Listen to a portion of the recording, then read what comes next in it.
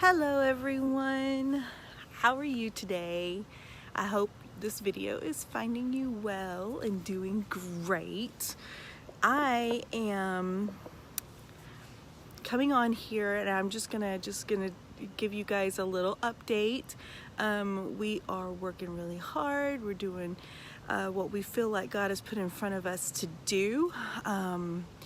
We're working on several different things. We're working on the blog, Our Journey His Way. We're working on Alston Arts and getting Raymond's artwork and even some of the photography out there. And we are also working on a VA business, a virtual assistant. And so I have a video that I'm editing right now. But I have a word from God that some of you guys may need. The word is distractions subtract. God just really planted a word in my heart, and I wrote it down.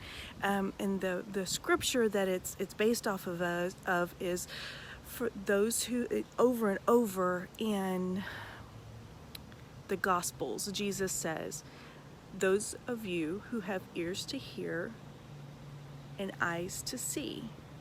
If you have, he wants us to see and he wants us to hear what the Spirit is saying to us. I heard a story the other day, and I find this is very apropos in my own life as well. That if you're really wanting to hear what someone is saying, you will focus intently on what they're saying. And even if they're across the room, you will block out all the other sounds and you will read their lips and you will listen intently for their voice. I really feel like that's where a lot of us are at today.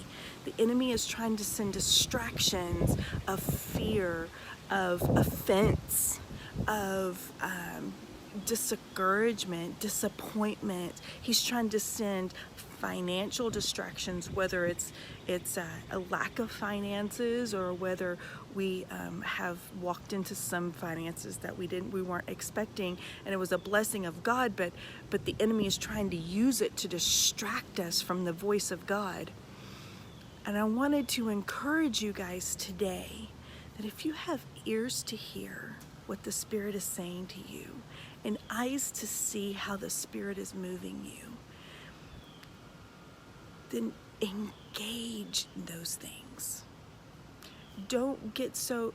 The other day Raymond was trying to tell me a story and the TV was on and I got distracted for just a minute and I missed part of the story, and I had to get him to go back and for him to tell me what that part was so that I would understand where he was going with the story. And sometimes we get so distracted by the world, we get so distracted by our daily activities, we get so distracted that we miss that voice, that still small voice. Sometimes we